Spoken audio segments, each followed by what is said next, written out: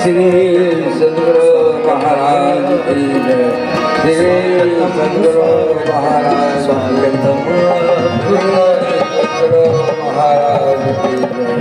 श्री सद्गुरु महाराज की जय। श्री सद्गुरु महाराज।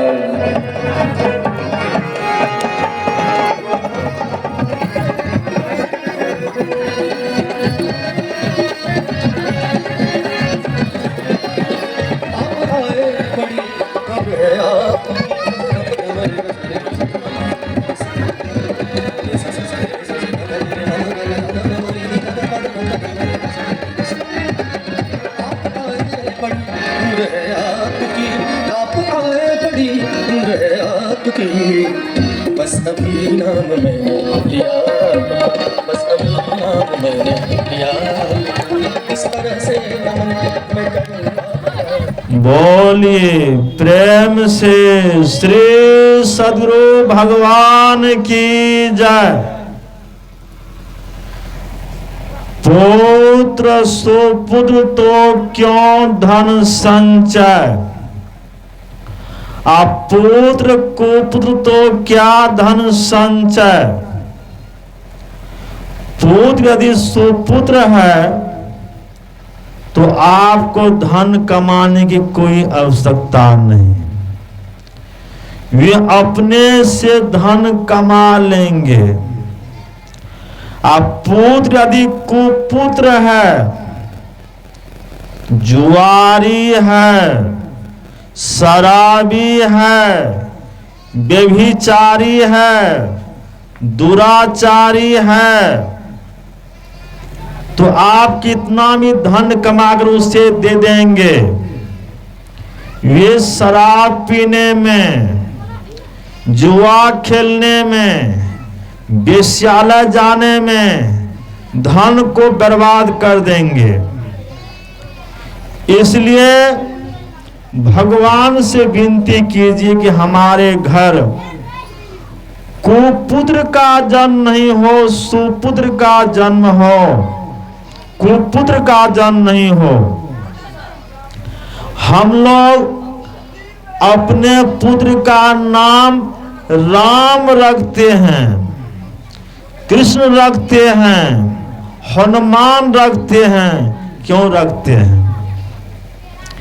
इसलिए रखते हैं कि सोचते हैं कि जिस तरह से राम का यश, जिस तरह से भगवान कृष्ण का यश, जिस तरह से हनुमान का यश संसार में फैल गया, उसी तरह से हमारे पुत्र का भी यश संसार में फैले।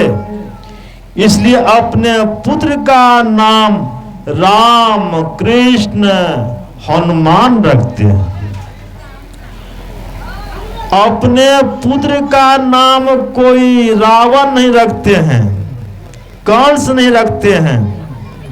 रावण दुराचारी थे, वे तो बहुत बड़े विद्वान थे, धनवान थे, पंडित थे, लेकिन उसमें सदाचार नहीं था। सदाचार नहीं रहने के कारण बहुत बड़े पंडित होने पर भी, बहुत बड़े विद्वान होने पर भी वे राक्षस कहलाए। कंस भी राक्षस कहलाए। इसलिए कोई अपने पुत्र का नाम रावण नहीं रखते हैं, कंस नहीं रखते हैं। अपने पुत्र का नाम राम, कृष्ण, हनुमान रखते हैं।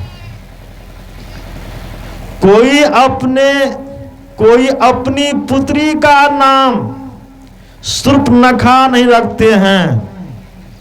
अपनी पुत्री का नाम सीता, सावित्री, मदन से करते हैं। और गुरुजी से विचार लेकर राजा दशरथ सारी अयोध्या नगरी में यह समाचार फैला देते हैं कि कल राम को राजगद्दी दी जाएगी, अयोध्या का राजा बनाए जाएंगे।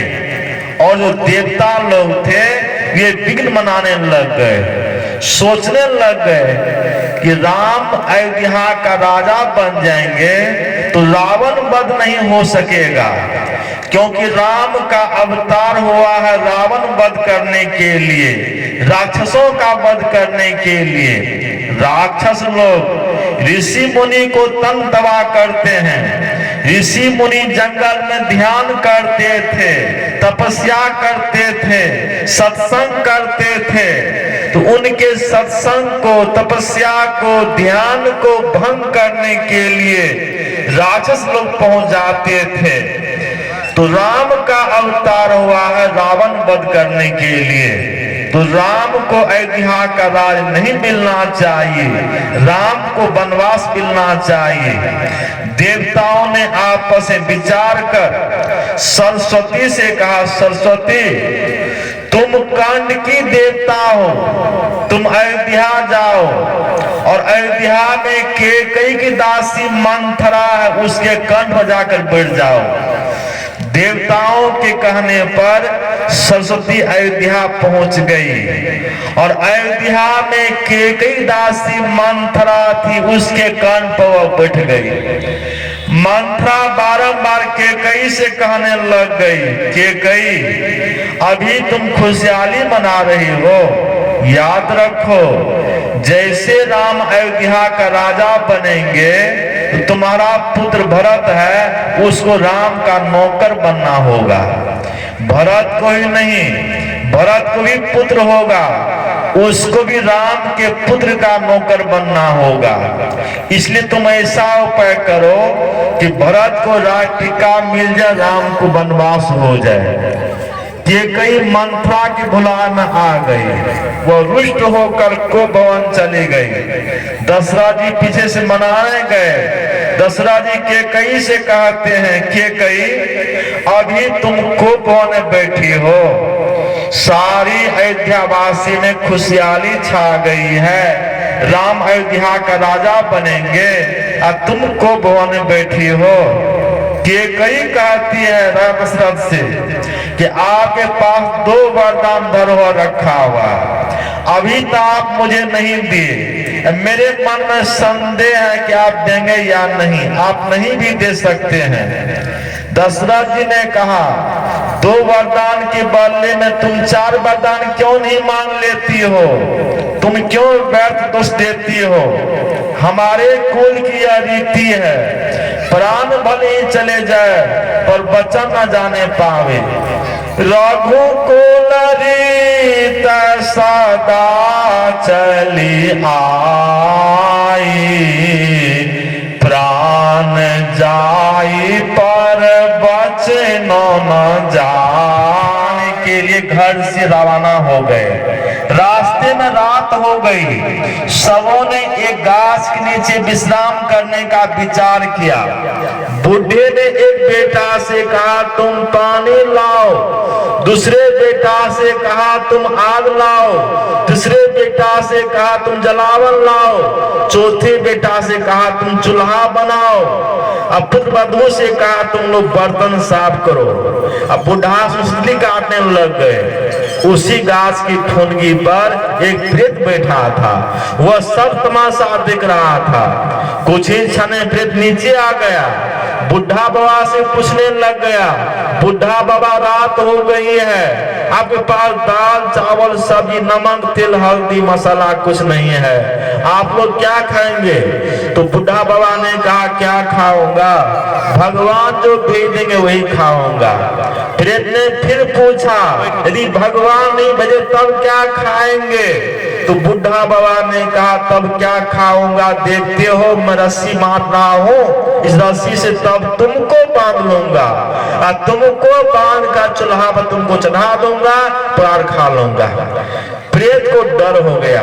प्रेत मन में सोचा कि मैं अकेला हूँ, ये सब तो 9 व्यक्ति हैं, ये सब मुझे बांध सकते हैं, खा सकते हैं। प्रेत कहा बुढ़ा बाबा मुझे मत बांधिए, छोड़ दीजिए। मरुत राजा ने यज्ञ किया था, इतना धन दान किया, सोना चांदी हीरा इतना दान किया, लोग नहीं ले जा सके, उसे पहाड़ में गाड़ दिया।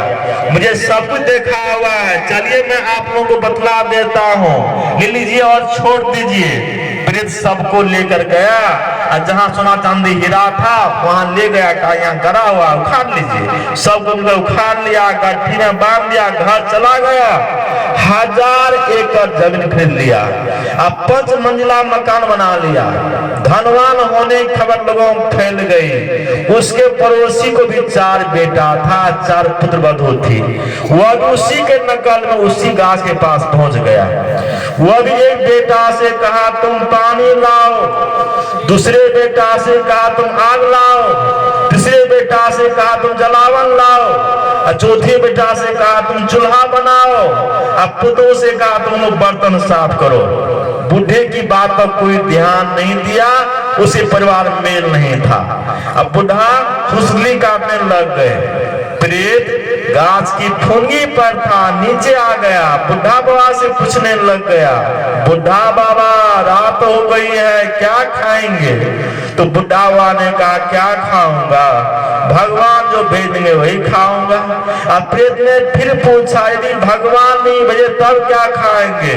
तो बुढ़ा बाबा ने कहा तब क्या खाऊंगा, देखते हो मैं रस्सी बांधता हूँ, इस रस्सी से तब तुमको बांध लूंगा, चढ़ा दूंगा और खा लूंगा।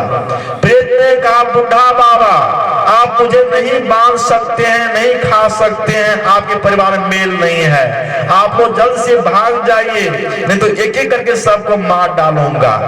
प्रेत कहने पर सब कोई जान बचाकर भाग गया। उसे परिवार में मेल नहीं था, उसको धन नहीं मिला। तो जहां सुमति तहां संपत्ति नाना, और जहां कुमति तहां विपत्ति निधाना। तो जहां सुमति है, प्रेम है, मेल है, वहां संपत्ति कमी नहीं है। और जहां सुमति नहीं है, प्रेम नहीं है, समझिए वो परिवार कंगाल है। तो आपस में सुमति रखिए, प्रेम रखिए, मेल रखिए, मेल में बल होता है। तो लक्ष्मण जी अपनी माँ से कहते माँ अब मैं बन जा रहा हूँ। माता कहती है बेटा तुम धन हो, पुत्रवती युवती जग सोई, रघुपति भगत जासु सुत होई। न तरु बाज बलवादी बियाने, राम विमुख सुत ते हित जाने। बेटा पुत्रवती स्त्री वही है जिसका बेटा भगवान का भक्त है। न तरु बाज बलवादी बयानी, नहीं तो उस माँ को बाजी रहना अच्छा था। तो बेटा हो चाहे बेटी हो, दोनों को भगवान का भजन करना चाहिए, ईश्वर का भजन करना चाहिए, ध्यान सत्संग करना चाहिए। इससे क्या होता है तो माता को पवित्र हो जाता है। तो माता से आशीर्वाद लेकर भगवान श्री राम, लक्ष्मण और सीता तीनों जंगल तरफ रवाना हो गए। पहले दिन तमसा के किनारे वास करते हैं, दूसरे दिन गंगा के किनारे शिवपुर में पहुंचकर वहां वास करते हैं। वहां राम सीता दोनों पत्तों के बिछोने पर सोए थे। मालाओं का मालिक गुलिसार खड़े होकर पहरा दे रहे थे। थोड़ी देर पर लक्ष्मण जी तीर धनुष लेकर पहरा दे रहे थे। तो गुलिसार कहते हैं लक्ष्मण से, लक्ष्मण ये राम सीता कहाँ पर सोते थे? अयोध्या के आनंद भवन में सोते थे, मखमल पर गलदार बिछोने पर सोते थे, और आज पत्तों के बिछोने पर सोना पड़ता है। अभागिनी के कई, चंडाली के कई अपने पुत्र को राय दिया और सोतिन के पुत्र को बनवा दिया। कितना दुख दिया के कई माता ने भगवान श्री राम को। इस पर लक्ष्मण जी ने गुणसाद से कहा, सुनिए भाई गुणसाद, काहू न को सुख दुख कर दाता, निज कृत कर्म भोग सुनो भ्राता। हे भाई गुणसाद, कोई किसी को सुख दुख का देने वाला नहीं है, से अपने कर्मों का फल भोगता है। कर्म प्रधान विष करी राखा, जो जस करई सो तस फल चाखा। हो यही सोई जो राम रचि राखा, को करी तर्क बढ़ाव शाखा। तो राम ने क्या रच कर रखा है? कर्म प्रधान विश्व के राखा। मानव कर्म करने में स्वतंत्र है। रचा है सृष्टि को जिस प्रभु ने, वही ये सृष्टि चला रही है।